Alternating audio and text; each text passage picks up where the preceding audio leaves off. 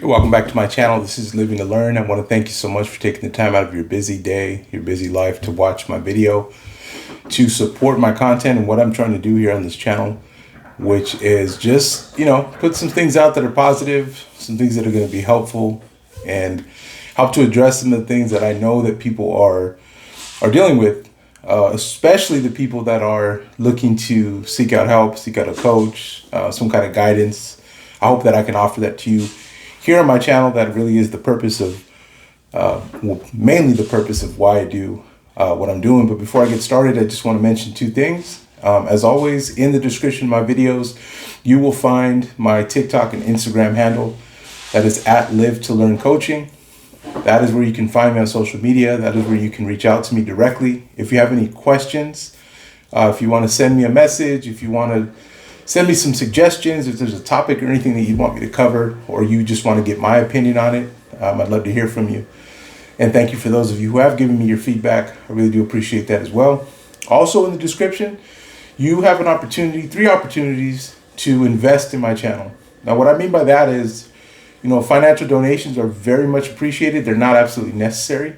However, they do help me continue to do what I've been doing on here over the last 2.5 years. Those of you that have already invested have already, I want to say, taken your support further by putting your own hard-earned money toward my channel and what I'm doing. I really do appreciate it.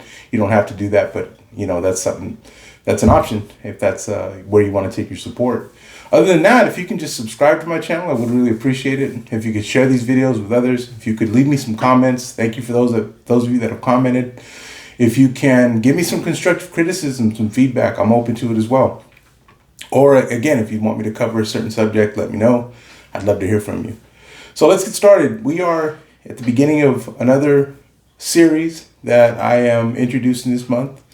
Actually, end of the month, and we'll be going into November as well. But I had my intro video last week, and we're talking about isolation. We're talking about just feeling isolated. Why do we feel that way? What are some of the emotions associated with that?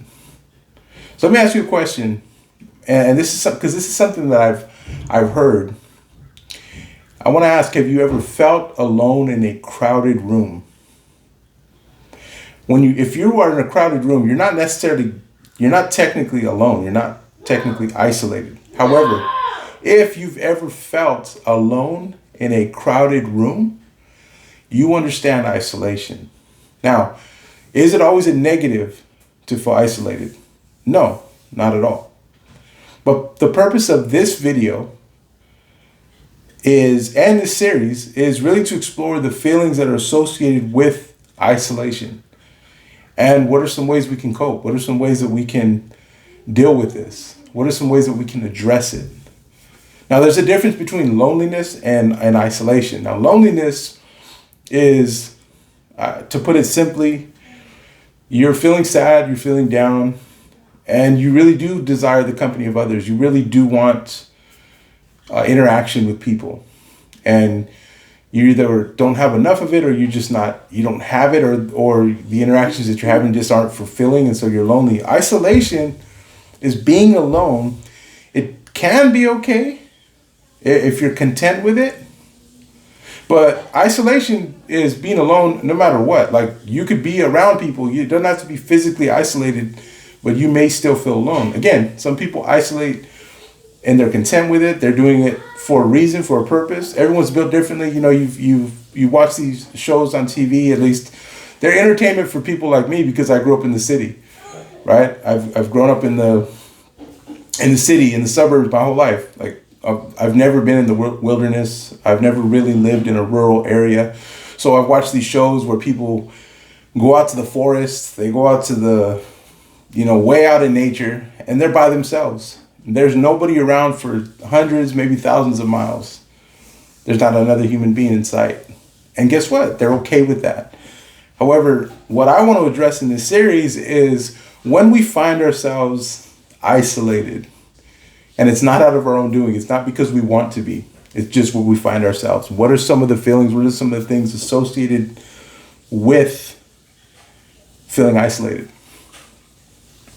Now, One of the things that I like to emphasize on my channel is the importance of us being ourselves. Everyone is different. Everyone's everyone's symptoms look different. Everyone's experiences are different. Even isolation, even feeling alone or feeling isolated, feeling like, again, being that person that feels alone in a crowded room. These things are interchangeable. They're not always going to look the same for everyone. But this is just kind of a generalization of isolation. What are the things that are associated with that? What are the emotions, right? And let's talk about a couple of things that cause this, right? What are some things that cause this? And I want to talk about three common causes. These are not the only causes, but I think most of us, especially if you're watching this on YouTube, you're pretty understanding about technology in this modern world that we live in, this fast-paced world that we live in. I've talked about this before. We're bombarded with information constantly. It's more than what we were naturally designed to take on. And so we live in a world where we are expected to absorb so much information, and we don't have the capacity. But yet every single day we're being bombarded. We're getting these messages, subliminal messages, these subconscious things that are filling our minds. And so we react. We have reactions to those things. We're human beings. We're not robots. Okay. So one of the things, and this is a good segue into the first common cause that I want to address: social media. Social media can cause us to feel isolated. Why? Because what do you see on social media? You see perfection. You see someone's reality, some other person's reality, some other person's life, and I put all that in quotations because we really don't know. And a lot of times we get into this, it draws us into this like comparison game. And I heard this quote a long time ago: comparison kills. We start to compare ourselves, our lives. We start to feel like, man, maybe I'm the only one that's just not doing this right. That can lead us to feel isolated. And it's not just that. There's a number of different ways social media can cause us to feel isolated. It could be our overindulgence of social media that causes us to feel isolated as well. My eyes and my mind were not meant to be scrolling on Instagram for hours a day. Yet I catch myself doing that. That's one of the other things I like about this channel. I don't have to pretend to be someone I'm not. I don't have to be fake. I don't have to sit here and say, those used to be things that I deal with. No, I deal with them. I'm just like you. I have a phone just like you. I'm recording on it right now. So I don't have to try to be someone that I'm not. And I like that. And I want you to like that about yourself. I hope that will encourage you to understand the importance of being you. But social media is one of the most common causes of leading us to feel isolated, leading us to feel like we're on an island. Like, man, I must be the only one that doesn't have XYZ. I must be the only one that can't do ABC, whatever it may be, right? Another cause that I think is again, it's not necessarily our own doing, but it comes with life transitions, right? Maybe you move somewhere, you live somewhere most of your life or your entire life, and then all of a sudden you have to move. You find yourself in a different location, different area. You don't know the area, you don't know the place, they don't have your hometown, favorites. Or it could be a new job, right? New career. New career transitions are really tough. Life transitions, like getting a new job, are really, they can really cause us to feel isolated, right? I mean, I've shared this with you guys before. My history as an employee, ever since I started working, ever since I was of working age, 18, to where I'm at now, at 43 years old, I've had tons of different jobs. I've been employed by tons of different places. And have just never found my fit, never, some of it was just me not wanting to, just in my 20s, just not being a good worker, not having a good work ethic. But, I just found myself having to start over so many times. I'm at a point right now where I'm just like, man, I don't want to have to do this again. My next transition is going to be into full-time life coaching. I'm determined. Okay, I love my 9-to-5 right now. I love where I'm at. It's a great place, great environment, great teamwork, team members that I work with. I don't want to have to do it again. Those things can can cause you to feel isolated, right? Life transitions, movements, where you're getting a new job, you're moving to a new place, or some of the worst, and I mentioned this on my intro video, when you lose someone, that's a major life transition. Can cause you to feel isolated, can cause you to feel like it's just you in this certain area. And one of the third common causes that I want to address is mental health. Mental health issues can put us in a place of isolation. I mentioned depression in the last video. I don't know if I shared this. I think I have shared this in one of my other videos, but when I was in my 20s, I struggled.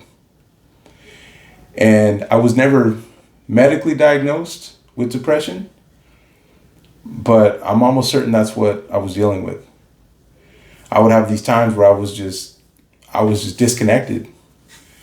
And to this day, I will have I'll have bouts with those same feelings. And I've got a great life.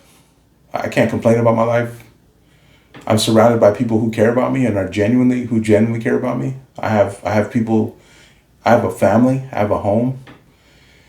And even then I can find myself in situations, in certain seasons, certain times where I feel like I'm isolated. I feel like I'm just by myself. Now, thankfully, these seasons, these episodes, they don't happen for very long. But mental health issues and people that have been diagnosed with depression or other issues, or maybe struggling with things and they haven't even seen a professional yet to diagnose themselves. These are the things that can put us on an island. They can make us feel isolated. And so it's okay to address these things. It's okay to understand that these are things that we can say, hey, there's a reason why I feel the way that I do. This is what's happening right now. And it's making me feel isolated. It's making me feel like it's just me going through it. Now, obviously, there's things we can do to cope. And I'm not going to get too specific on it because I think we know, right? Most of us know. For instance, with the life transition, you got taken out of your old routine. Well, you know what? Why don't you incorporate a new routine for yourself? Right? This new thing came upon you. Why don't you choose to do something new as well? Why don't we choose to do something different? You know what? I never wrote in a journal before. Now that I find myself in this new space in life, let me start writing. Right? You give yourself a balance. One thing you didn't choose, one thing you did choose. Control what we can control. Social media, you already know. You and I are smart enough to know that we can shut our phones off, for an hour a day if we need to. We can turn them off. We can commit to that. We can tell ourselves, you know what, from 5 to 7 or while I'm at the table, I can turn this thing off. I go put it in the room. I don't need to be on this phone. Right? Mental health issues. No, you're not going to fix yourself, but we've got to try. Try something. Try to see somebody. Go online. Research some things. Give yourself a break. There's nothing wrong with you. You're not messed up. You're just a human being. This is just what we go through. And yeah, we don't know what it is. We don't know how we came to this place where these issues are affecting us. But now what we do have control over is doing something about it. Trying to find out. Trying to do some research. Trying to see who's someone that I can talk to. Where is a place that I could go? There's a lot of free services out there. I'm telling you. There's a lot of, you can go to, churches. Maybe you're not a religious person, but you know what? Sometimes you just need someone to talk to. Sometimes you just need someone to work you through it. Look at programs that can help you see a professional. There's things we can do. It's not going to go away. It's not going to take everything away in a moment, but these are the things, these are the common causes of isolation, and these are some ways that we can cope with that. So I hope that this video has been helpful. I look forward to continuing the series. And I hope that if this is something you're dealing with or have dealt with, or someone who's in this season of life, that you'll share this with them and this would be helpful to them. It would be helpful to you as well. So thank you so much for watching. I really do appreciate it. Have a great day.